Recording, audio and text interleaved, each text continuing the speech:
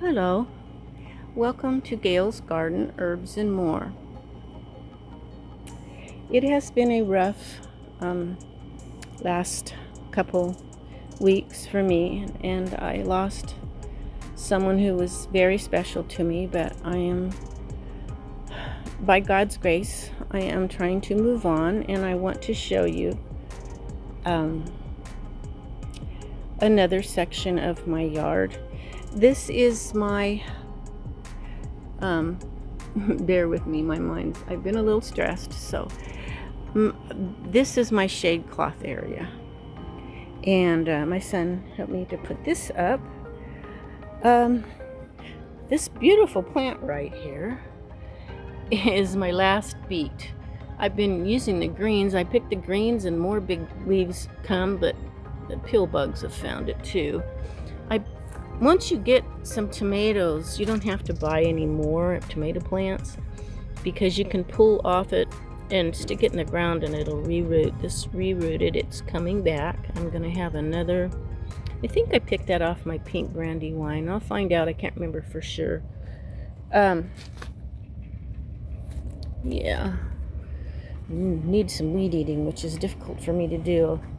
Hopefully my son will help me with that. I've got all kinds of little peppers everywhere. I pulled out a lot of my chamomile. I've got that. And if you notice over here, there's some in the ground. It was covered everywhere from last year. There was chamomile everywhere. There's just a little bit here. I had chamomile there, and in other pots, it's all starting to go back. That's a calendula plant. It should be a dark orange, which is the most medicinal. I've already harvested a lot and pulled it out, and so there's a new batch from the seeds coming up. Another, I think that is like a cinnamon basil, pretty good for making water. I mix it with tulsi or sometimes a lemon basil or whatever, and soak it overnight and then pour it over ice. It's just terrific. Okay, I have echinacea. This is getting ready to bloom. My echinaceas, which I showed you this in my last video, but I wanted to show you, moved one of my echinacea plants over here. But it is blooming and it's really, really pretty.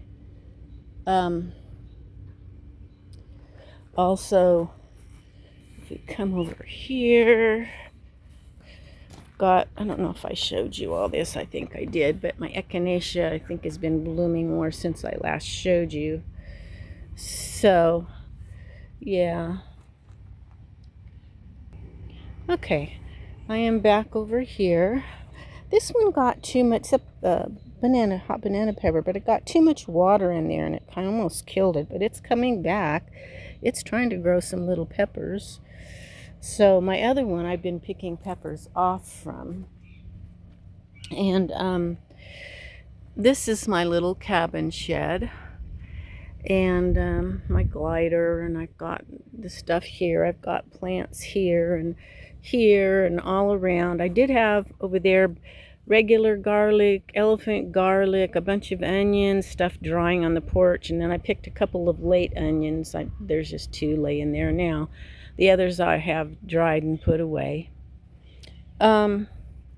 This beautiful plant right here, do you know what that is? Huh. How many of you can guess what that plant is? I've actually trimmed a lot of it off. But that is a poke plant. It grew wild, and I just thought it was so beautiful. I just kept it there. And it can be poisonous. You have to know what you're doing with it. You can eat the young leaves. A lot of people eat the young leaves in their salads. The Native Americans used to take the berries. The berries aren't up yet. They're just starting. They turn into big, dark, purplish black berries. The natives use that for a dye. And yeah, see over here, I just harvested a lot of this chamomile. And I've got a little yellow zucchini plant there. Did have another zucchini, but a mouse or rat or something got in here. Living up in the mountains, yeah, they come around. We did have tons of cats, but we don't anymore. And since we don't have all the cats, I've really been fighting rats and mice. I don't like that. But That's just the way it is. Another poke plant. We'll talk more about some of that other stuff in another video. This is anise hyssop. Not hyssop, but anise hyssop. I have hyssop, but this is anise hyssop. They're two different plants. I've heard some people on the internet call this hyssop, but it's not. It's anise hyssop. It has almost a licorice flavor, but it's a little, I don't know, a little different than some of the other licorice plants. I don't really care for it, but I have it because it helps my little disabled Chihuahua in the winter. He gets really clogged up, his head, and it does help a little bit with the clogging, with his head being clogged up. So I'll cut some of it. I've already cut some. I'll cut more and dry it. I'm just letting the blossoms come on it now. They are very pretty too. I've planted a lot of beans. Most of them didn't make it this year, but there's a few beans here and there growing. There's beauty in enough. They put beans out. I'll put some in my stir fry or whatever. This is my hot banana plant, which I've already picked a lot. I love cooking my hot bananas in with my my potatoes, however you want to cook, fry them up. I'll put onions and hot peppers and green peppers and cook it all together, and it's so good. So good. Over here, I've got lemon tulsi. Of course, I've got lemon cucumbers. I've already eaten one. And no others yet, but it's blossoming a lot, as you can see. There's tons and tons of blossoms. I don't know if you can see them the way the light is, but they're all over. Spearmint. I got a lot of different types of mint, wildflowers, aloe vera. That's regular hyssop, but let me show you. We'll go more on this area later. It needs to be weeded and everything, but this is hyssop blooming here, right here. So I think this is more like the Bible hyssop. I don't know. But that was a long time ago in the Old Testament. This is some oats that was in the hay that I got that I put around the plants. Actually, I'll probably go down later and give that to the chickens. And somebody gave me these butterfly bushes. I've got, I don't know, about 4 of them, I guess. I'll show you that in another video too, because it's starting to bloom. So anyway, let's, over here I'm trying to get some more lavender going and rooted. I don't know if it'll root or not. I've got lavender over by the fence. That'll be another video too. So anyway, somebody rooted some regular basil and gave me, which is good because my regular basil didn't come up. And this is my pink brandywine. And in another video, I will show you my regular brandywine. This is stevia. Stevia tastes kind of funny in a lot of things, but it is wonderful in lemonade. You don't have to put any sugar in your lemonade. You can just put fresh stevia leaves or dried leaves. Put them in like a tea bag or a tea holder or something and put it in your lemonade. I just put it in a tea bag and put it overnight with my lemonade, and my lemonade sweet the next morning. You don't taste the off flavor in the lemonade. I don't know why, but I love stevia for lemonade alone. I've got some jalapenos here. You can see some of them. There's 1, 2, 3, 4, 5. And then I've got yarrow, which is a wonderful plant. We'll talk about that sometime. It grows wild up here in the mountains in some areas as well. Very, very good for a lot of things. A wonderful herb.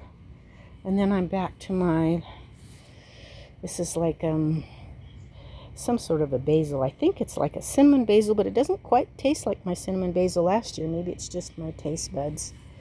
So anyway, that is my covered area. And for July the 4th, a friend of mine, she's going to come up and we're going to grill and just visit and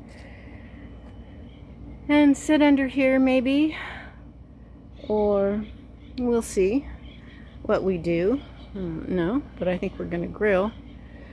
And I hope you enjoy seeing my little shaded area. It's not full shade. It's not like a tarp, but it is shade cloth.